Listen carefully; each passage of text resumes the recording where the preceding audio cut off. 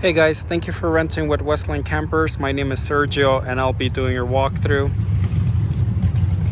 For this RV, we're gonna start on the driver's side. We're gonna go over to the water connections and water fill up. If you're going to a campsite that has full hookups, that means water, power, and sewage, you're gonna take the water hose in the RV and you're gonna connect it to the city water inlet. That'll get you running water in the RV the whole time you're there. If you're gonna be dry camping, that means no water, power, or sewage hookup, then you'll be using the fresh water in the tank. You'll have a full tank of water when you pick up the RV. If at any point you wanna refill it, you're gonna take the water hose and you're gonna connect it to this inlet here. You're gonna let it fill up till you see it overflow from this outlet right here. For power, you're gonna come over to this compartment here. You're gonna open it and you're gonna pull out your power cord. This end will go to the campsite's power. It's a 30 amp RV, so make sure you have a 30 amp connection. If you end up with a 50 amp, you can still use it, but you will need an adapter. If you're dry camping and you don't have a power supply, then you'll be running the RV off of the generator.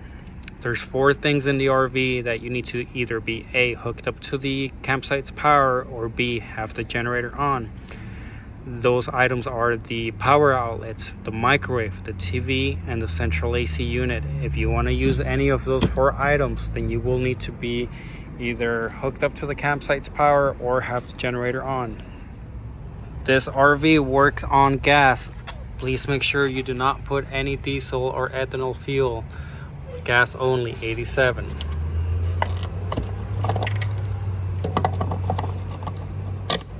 You are responsible for filling up the propane before returning it to us. You're gonna go over to any gas station that fills propane. They'll do it for you. You're also responsible for dumping the black in the gray tank before returning it to us. You can also pay a $35 dump fee and we will take care of it when you get back. If you will be doing it yourself, then what you do is you're gonna pull out the sewage hose.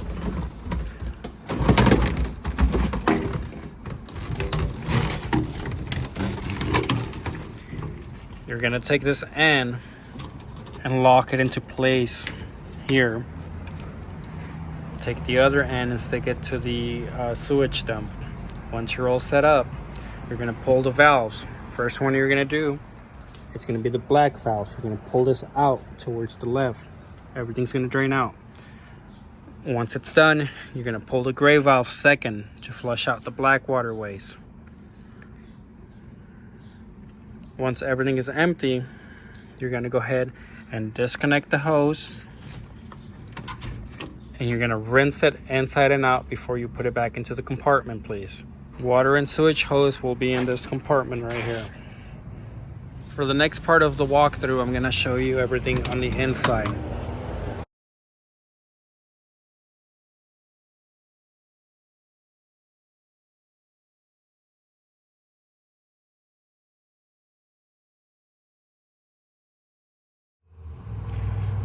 First thing you're gonna do when you come inside is turn on your main power switch. That'll get you 12 volts in the RV. It'll run all the ceiling lights, water pump, water heater, awning, everything that runs off 12 volts. You have the awning switch here. If you push down, the awning comes in. Make sure the keys are not in the ignition or else the awning will not go in or out. If you push up, the awning goes out. Very important for the awning. Make sure that you bring it in at night. Always triple check before you drive away that your awning is in. You don't want to drive it into somebody else's RV. And if it's raining or windy, bring in your awning. Fire extinguisher is located to the left of the entry steps. If you do use it, please let us know that it's being used. We don't charge, we just want to know so that we can replace it. Light switches. Power outlet. Control panel is located on the left side of the entry steps. From here you'll be able to control your water pump, water heater, check your levels, start, stop the generator. If you need water in the shower sink or flushing the toilet, you're going to turn on the water pump. you're not using the water pump, then you'll turn this off. If you're hooked up to city water, then you do not need the water pump. For the water heater, this one has an electric water heater and propane water heater. If you're dry camping, then you're going to be using the gas water heater. If you're hooked up to the campsite's power, then you're going to be using the electric. For the electric, you can leave this one on 24/7 as long as you're hooked up to the campsite's power. For the gas water heater, if you need hot water, you're going to turn this on 10 to 15 minutes before you need hot water. You're going to let it warm up, and then once you're done using it, you're going to turn it off. You do not want to leave this on 24/7 because it'll just burn up your propane. Turn it off. Right above that, you have your propane level showing 2/3 right now. When you pick up the RV, this will be full. Battery level, if you're dry camping, you're going to keep an eye on your battery level. If you see it get low, 1/3 or empty, you're going to turn on your generator and let it charge for at least 1 hour. If you completely drain the batteries to the point where the generator won't start, then what you do is you turn on the engine, let the engine run for about 5 minutes. That'll charge your batteries, and then you can come over here and start the generator. Freshwater level, black and gray. Black is the toilet waste, gray is the shower and the sink waste. These sensors are not always accurate. Right now it's showing it's 2/3. There's absolutely nothing in there. Sometimes people flush things down the toilet they're not supposed to, and it'll block the sensors. Empty. For the generator, if you're going to start the generator, what you do is you're going to hold stop for about 2 to 3 seconds. That'll prime the generator.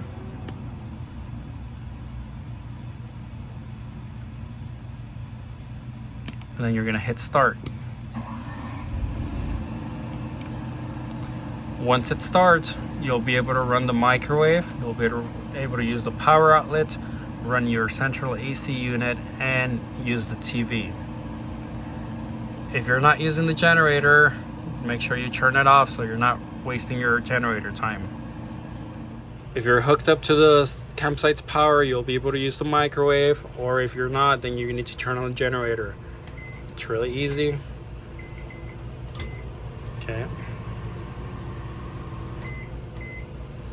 For the stove, it runs on propane. You're going to set this to light, and you're going to turn this clockwise. Bring a lighter with you anyway. Sometimes the sparker will stop working. You can always light this manually if you need to.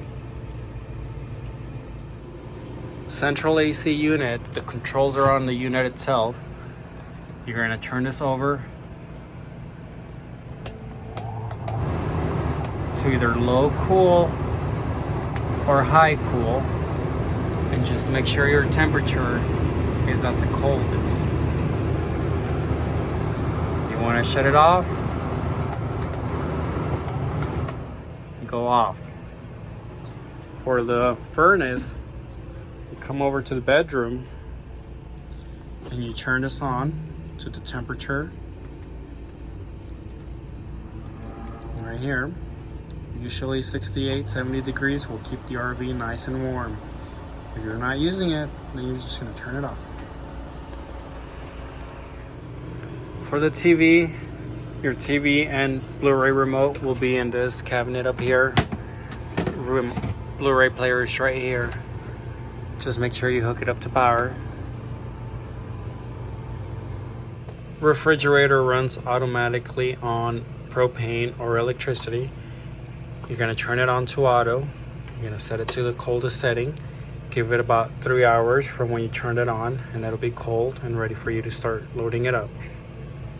For the bathroom sink, if you need water, just make sure your water pump's on or you're hooked up to city water. Shower.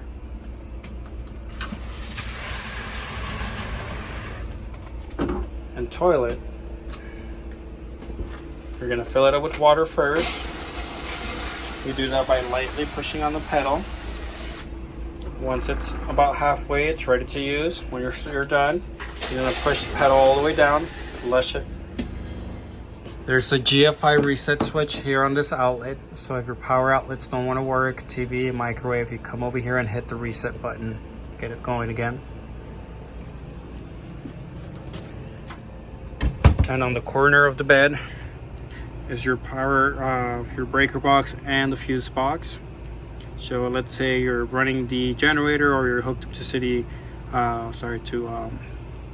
the campsite's power and nothing wants to work. So you just come over here, make sure your breakers are good, none of them are tripped. For the bedroom slide, the control is on this wall. Extend, retract. Before you bring it in, you want to make sure this is in the up position. You're going to make sure the keys are out of the ignition.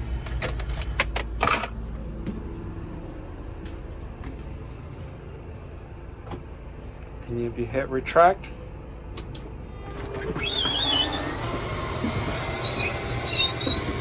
the slide will come in.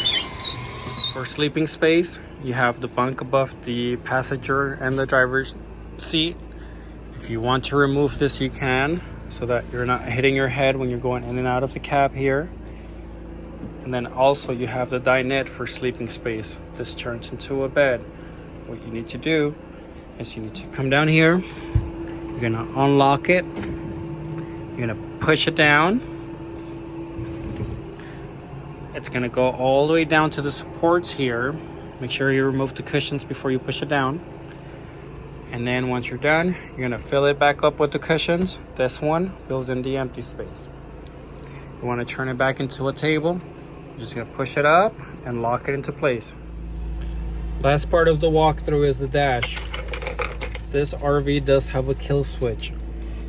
You're gonna take this black tab and you're gonna put it against this black circle here till it beeps. Once it beeped, you can go ahead and start the engine. Windshield wipers are right here. It does have a backup camera, so whenever you throw it in reverse, it'll automatically switch over to the backup camera. Dash AC.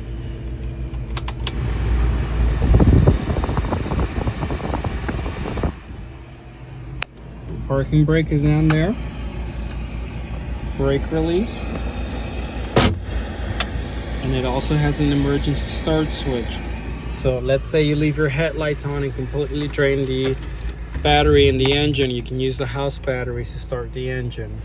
You're just gonna push on that switch, hold it, and start it.